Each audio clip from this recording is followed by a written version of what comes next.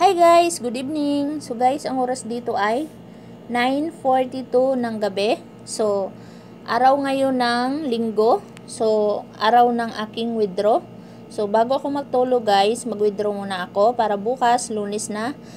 Actually, Lunes na ngayon sa Pilipinas. So, bukas papasok na yan sa aking bank account. So, pupunta na tayo sa Sitaw.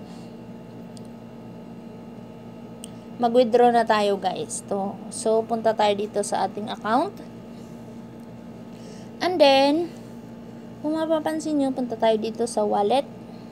So, ito yung store ko guys. Ayan yung laman ng aking wallet. So, may 212 pa ako. So, yung 212 na yan, tira na lang yan. So, mayroon akong pricing money na 43,000.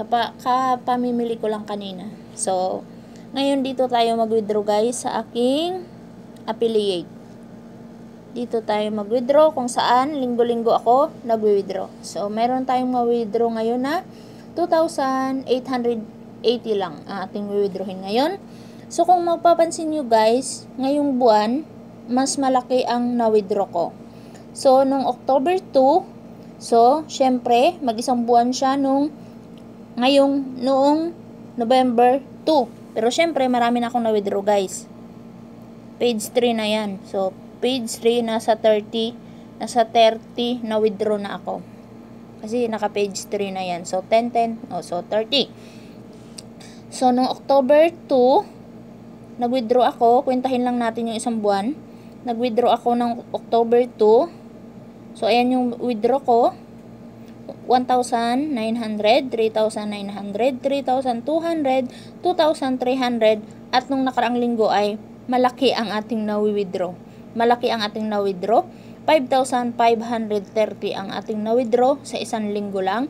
At ngayong linggo naman, ayan nga ang withdrawin natin, 2,880.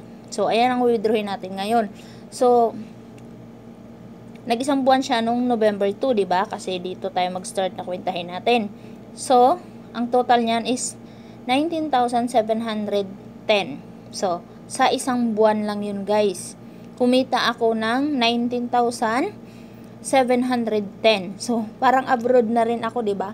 Pero wala akong ginawa kasi yan ay extra income na bigay lang ni Sitaw.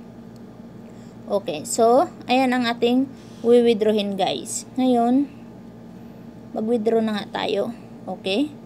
Withdrawin natin yan. Pinakita ko lang sa inyo yun. Withdrawin natin ang 2,880. Okay? Confirm natin. Okay, bukas guys, papasok na yan sa aking bank account. So, pag bumalik tayo doon, syempre, ayan na lang yung tira.